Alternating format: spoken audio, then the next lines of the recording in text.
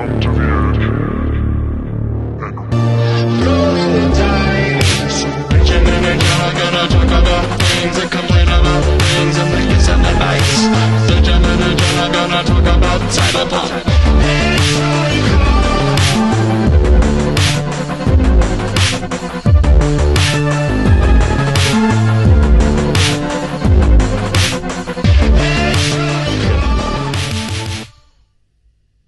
Good.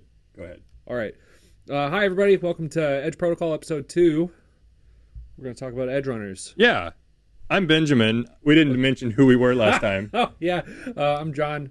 We got, I guess, Discord handles. So I'm doing fish on the Discord. And I'm Robot House Benjamin, SD, because I'm in San Diego. And Robot House is my company where I paint miniatures for people. And I also sell miniatures. And now I sell cyberpunk things or Monster Fight Club things because I'm a retailer. Look at me. So there you go. That's who we are. What you been doing, John?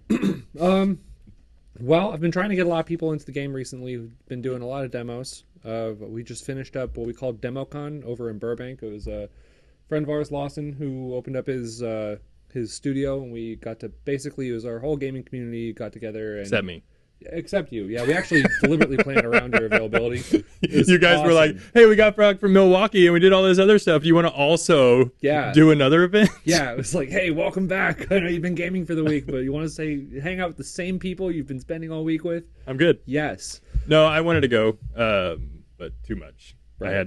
I can't do everything because I'm a real person with a real life. I have a family and a business and a wife who I enjoy being with.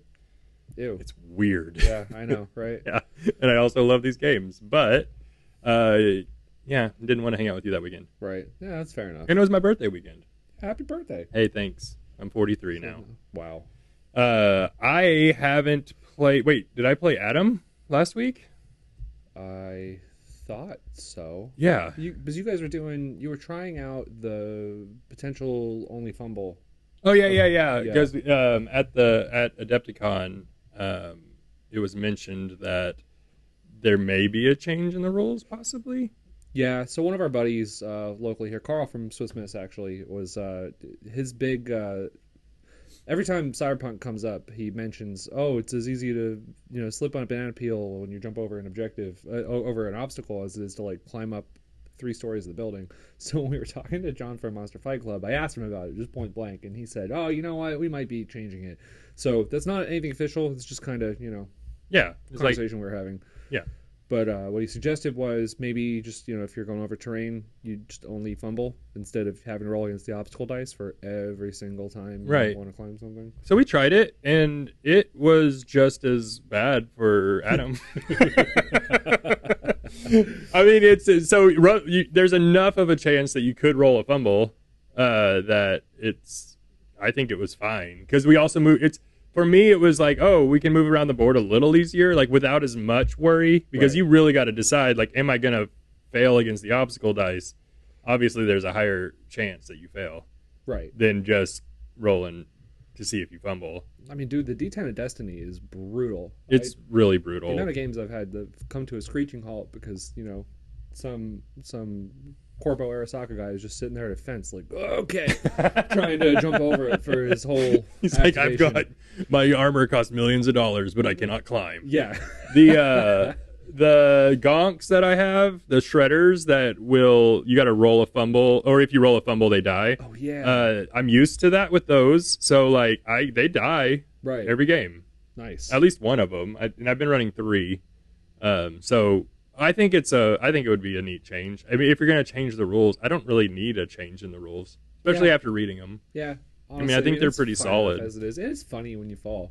Yeah. I think any game where you fall, especially because in this game, there's so much that, like, you'd said that you gave the audio rules a listen through. Oh, well, yeah, I just listened to the PDF. Yeah. Yeah. But I think one of the rules that I don't see get mentioned that often is the dragging rules, the verticality, throwing people off buildings, jumping off a building to land on somebody. I want to do more of that, like dropping people off of buildings, dropping things onto people. Yeah, that seems really fun. Yeah. And yeah, it is one of those things in the rules. I mean, it's kind of similar to like one of the other things in the rules is net running.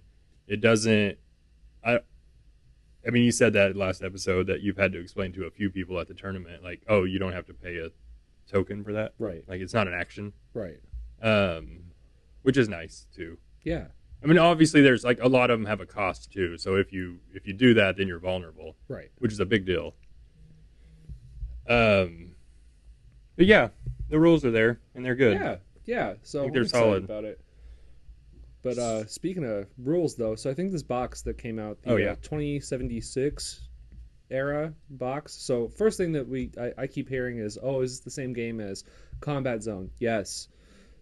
Basically. I mean, for all intents and purposes, it is. It's a different timeline, I guess, because Cyberpunk Red takes place in 2045. Oh, okay. Ballpark era, and then this game takes place 30 years later, but it's all the same. It's the same stuff, and honestly, I think Same system, and I wouldn't ever have any qualms with timeline in this game. right, anyway, yeah, exactly. Like all I'm not this is like pretty. I love Cyberpunk, but I mean, there's so many things written by so many people, and the like. I don't know. It is cool that it is the TV show, Yeah, and that you can like go into those play in that universe. I think it's cool that they made this box that is a standalone like board game yeah, that plugs right into the miniatures game. yeah. I honestly would say this is probably a really fantastic onboarding ramp for anybody who's got, if they've seen the show. I think that's the easiest way to tell people. It's just, have you seen the anime on Netflix?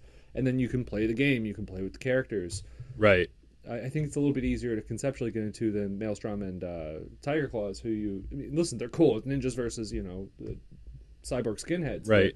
But I think you have to sell them on the concept a little bit more versus just saying, hey, Well, and I think, or if you've played the video game. I think if you played the video Yeah. game too, you're just like, oh, any of that's cool. But specifically with the Edgerunners box, it is nice to have the TV show 2.2 as a beginner thing, especially people who don't play miniature games already. yes. So it's interesting just to have more points of contact for all sorts of nerds. Yeah.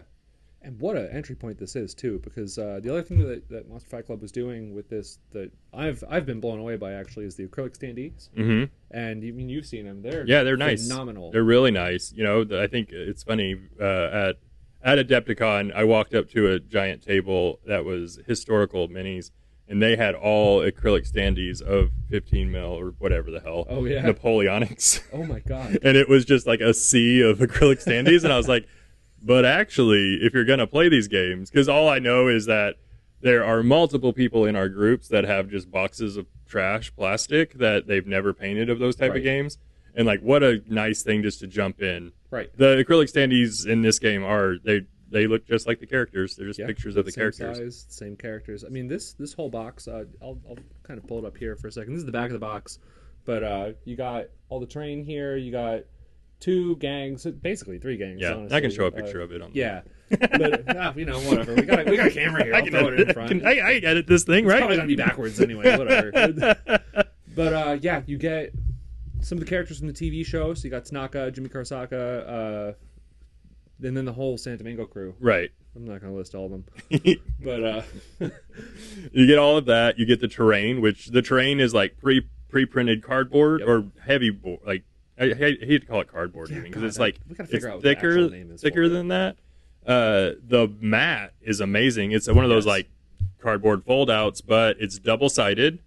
One side's more of like a sandy street, and the other side, so it's like actually different sides and like different kinds of city, like daylight and like nighttime dark almost urban look, even. and then kind of like a Pacifica. Yeah. So like, and then the terrain, a bunch of barriers.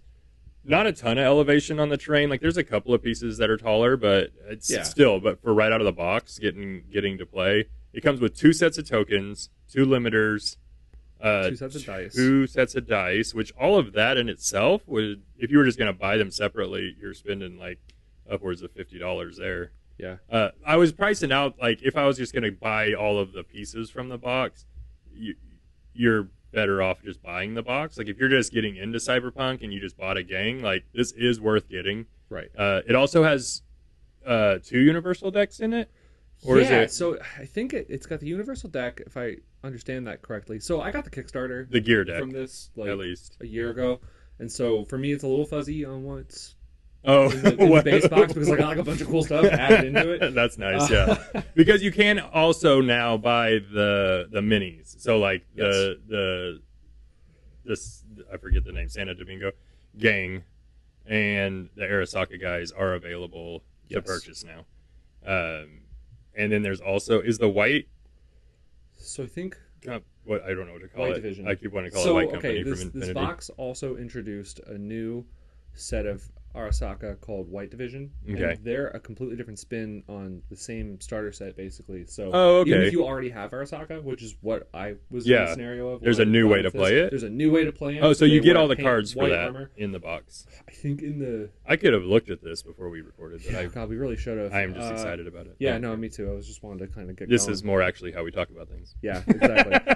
So I think I could be wrong here, so please double check me. I think it comes with the Atom Smasher, Tanaka, Jimmy box. Oh, okay. The 3 characters. I think it then comes with all the White Division cards. Oh, nice. It's the same models. Yeah. But they play completely differently. That's the wildest thing. Oh, so okay. like the White Division is all based on gonks.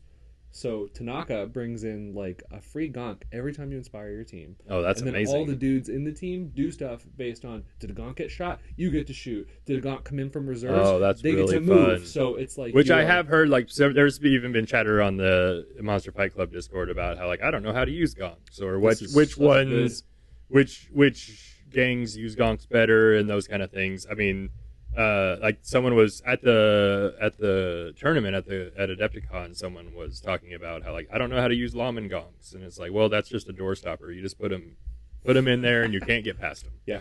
And I was like, oh, that's interesting, because my gonks, I had to learn how to use them specifically. Well, and like one of my gonks for the children are the shredders, which move really fast if you don't die, and the other ones pick up loot real easily. Oh, okay, cool. Yeah, like if you're near a body, you can just loot it for free. Yeah. Or something. I forget the actual wording, but so there are like specific builds, I think, to use gonks properly, or just not use them at all. Like they are, like, it's cool to have all the choices. Right. And that's something I keep telling people who are getting into the game too. They think, oh, well, what should I get next? And the great part is, I was just having this conversation with somebody the other day. Get whatever you want. I mean, honestly, this game is so it seems cool. I wouldn't say you need gonks. There's some missions where it might be helpful. Yeah. I find that I want to just play with stuff, like, in this game.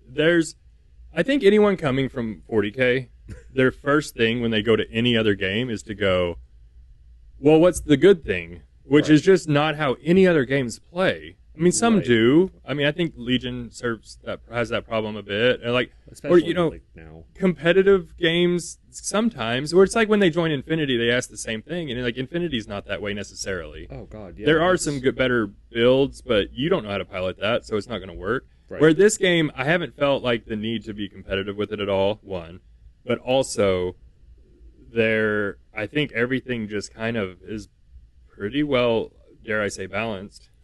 Yeah. But then also, like, I don't care because it's fun to use different things. And I've played multiple games where I haven't been stomped for picking the wrong list. Right. I've never come out of a game thinking, oh, Jesus, if only I brought this. I've had any other game I've played, I've come out almost ferociously list building because I got to engineer out the problem and what happened in the game. But in this, I'm more just excited. Right. I'm more thinking about what would be cool or fun to do, and to stick on the GW bashing train a little bit. Oh yeah, always so cool. I think that GW games have made it where we read rules weirdly critically. Where this seems like the rules that are in the box are pretty straightforward. Yes.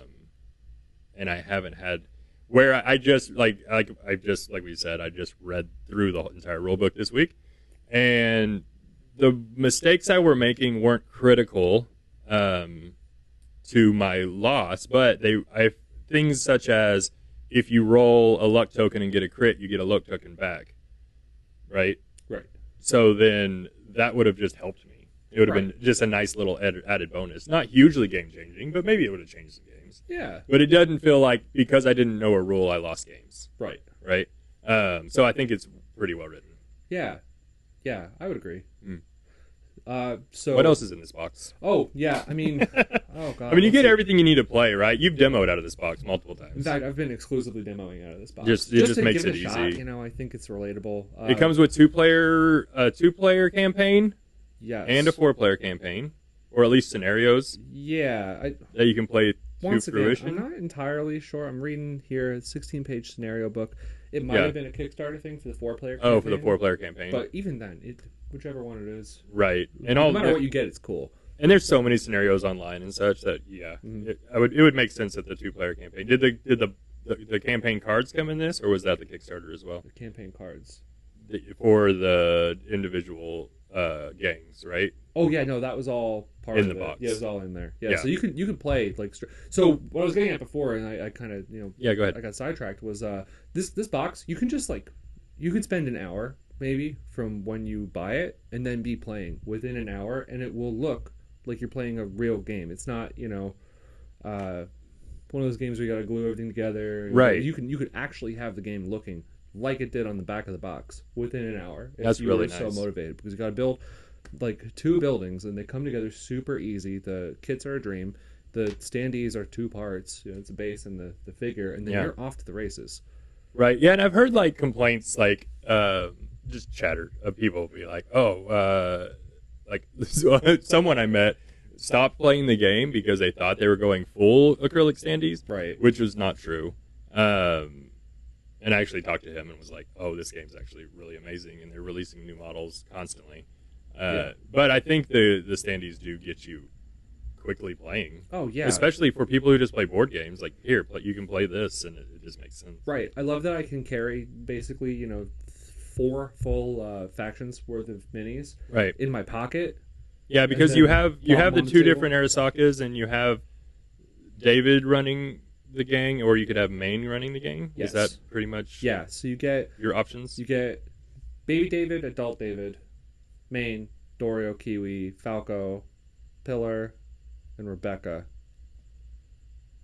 And that Lucy. could be 2 different. Yeah. So you can basically, the only real choice you have to make if you're just playing it on your own, you just have to choose if Maine or David's going to be your leader. Oh, okay, that makes sense. And even then, you could take either Yeah. based on how you're feeling. So, easy demo box. Yes. Super, just everything's included. Yeah. And I think the other cool thing too is that even if you already have some of this stuff, the Edgerunners are almost all mercenaries. Oh, So you nice. can bring them into other armies. That's really nice. Yeah. Yeah, because Neat. I am always big on. Oh yeah, and then no matter who you play, you could play these guys. I think you'd miss out on Chad, David, and Maine because they're leaders, and that's it. right. Oh, that makes sense. When also you could just run them as psycho gangs. Yeah. So against your AI, because Right, that's that how we sounds were psycho. playing like different. We'll throw in a gang when we're playing 2 players, so then you're fighting an extra gang trying to still solve the mission. You'll have the AI, because there's AI rules on the website for cyber psychos. There's a mission in here actually where you fight a cyber psycho. Ooh, that's fun. It's not as in depth. Okay. As the cyber psycho rules. Yeah, as yeah. the full thing, but yeah. It's in there. It's one of the missions. You're fighting a dude as he runs around wailing on people. And But this gives you just someone to play against, or those extra gangs. I think also when we do our big RPG whatever madness we're gonna do, having just the acrylic standees for that is gonna be great. Oh yeah, and I'm kind of looking at that just to get into more stuff because I kind of want to have at some point I kind of want all the gangs, and I don't know if I want to go through paying you to paint all. Let's be honest, That's fair. Painting them, getting them painted, Yeah. and then storing them and dealing with all, especially Right. the gangs. I'm not personally sold on, but I think Yeah, they're cool. yeah. And by that I mean Maelstrom and Tiger Claws, who I think are so cool. I just don't want them Right. personally, but I'll get the acrylic standees in a heartbeat. Well, and just from the past 2 weeks, I think we have a good 15 people who are super interested, at least interested enough to buy gangs and push around. So I'm excited to see what's coming. We got not a tournament. We're not doing a tournament. We're doing It's gonna be a narrative event. a narrative. We're gonna do a few games, maybe 3, maybe 4, and just a narrative event where you just come and it's structure it like a tournament, but it's telling a story. So then we're all just playing games together. Still making time rounds, make it happen. Not that this game ever takes more than an hour to play. Yeah, seriously. But not sitting around, getting through your games and still getting to play multiple different people in a day. So something really cool I think too is that because the game can be so inconsistent on how long it takes, because I mean, some games are over in like 5 minutes. Right. I mean, seriously, it can just be over, and that's fine. You know. Yeah, You can re-rack and play again. I love that.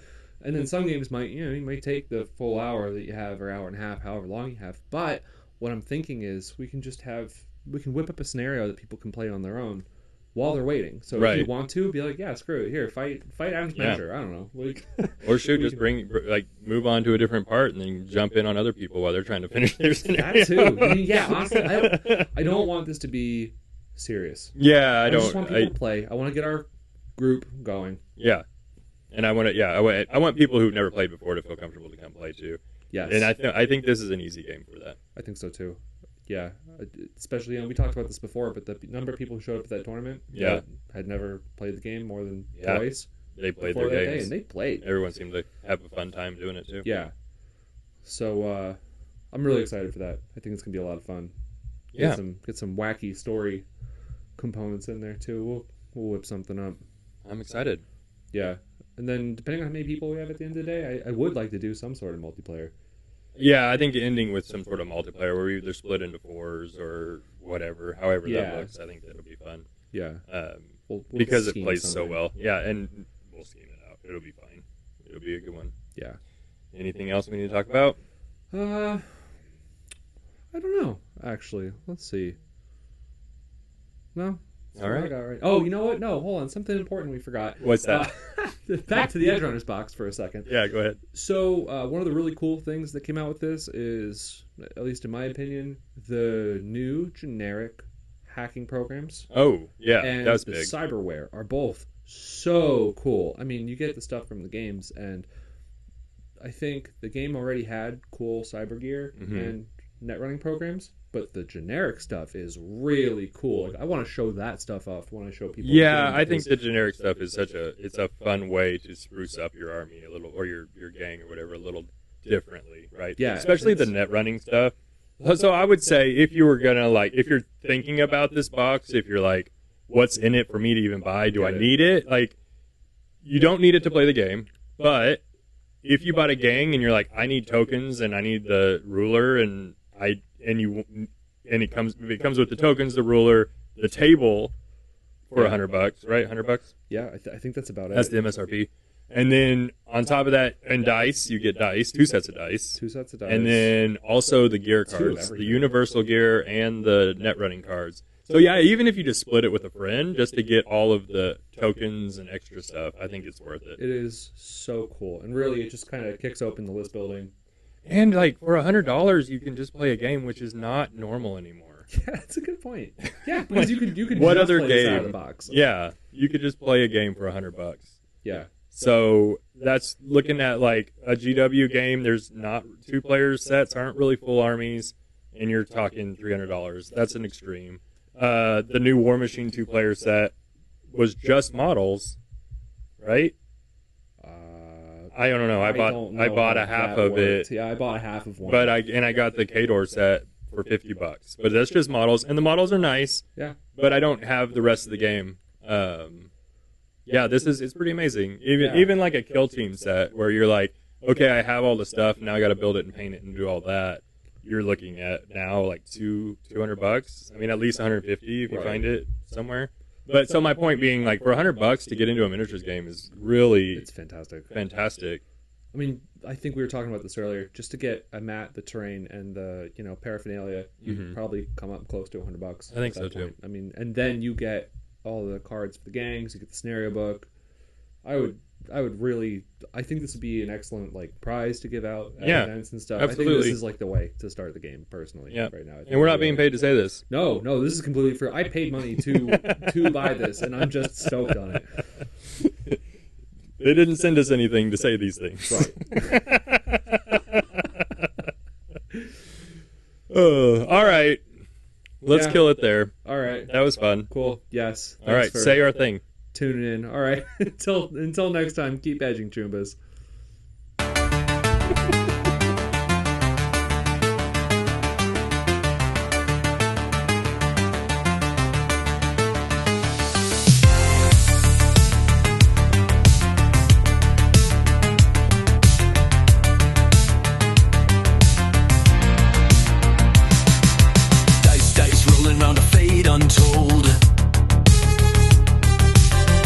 in your hand and a story unfolds. Edge of the table where legends are born. Protocols running in the game.